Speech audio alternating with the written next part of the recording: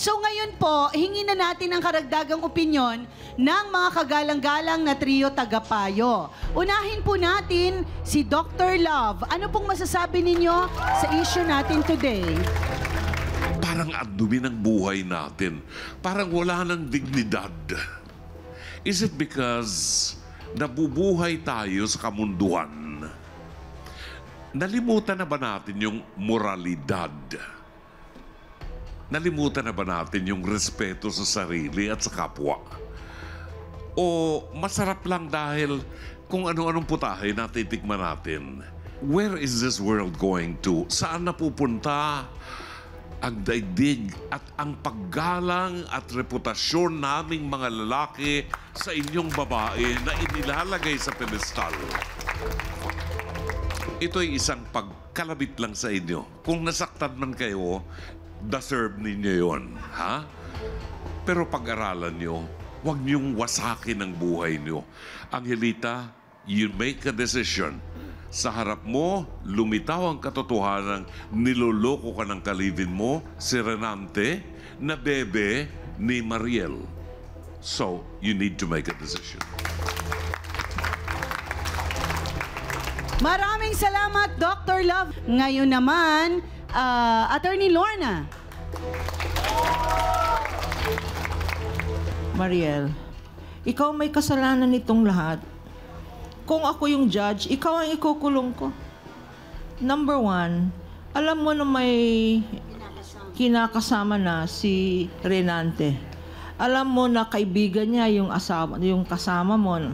Tinutulungan ka na nga. Tapos dito pa sa national TV, malalaman pa ng asawa mo na nasa kulungan na hindi ka pala loyal sa kanya.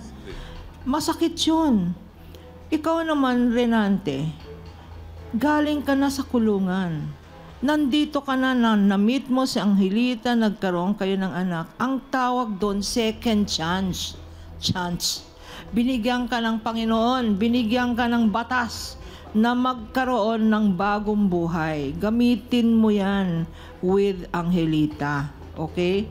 And lastly, nag-aaway kayo dito, ang dami yung pinag-uusapan. Pero ang apektado dyan yung mga anak ninyo. So Mariel, huwag mo lang guluhin ang pagsasama nitong dalawa. Kaibigan mo naman sila. Isipin mo yung mga anak nila na bata pa. Thank you.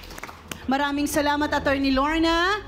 Kapunan, Dr. Camille, meron pa kayong pahabol? Okay, siguro ito para masagot ang lahat, ha.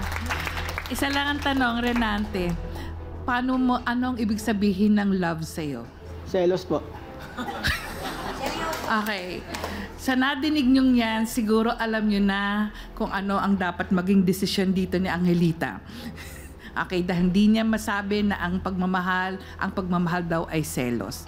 Unang-una, no, iho, tandaan mo na ang isang bata, lalo na kung may pamilya, kaya natututong magmahal ang isang bata kung ito ay nasa isang pamilya, ay tinuturo ng tatay. At hindi ko alam kung paano ka magiging responsableng tatay kung hindi mo kayang ituro at hindi mo alam kung anong ibig sabihin ng pagmamahal.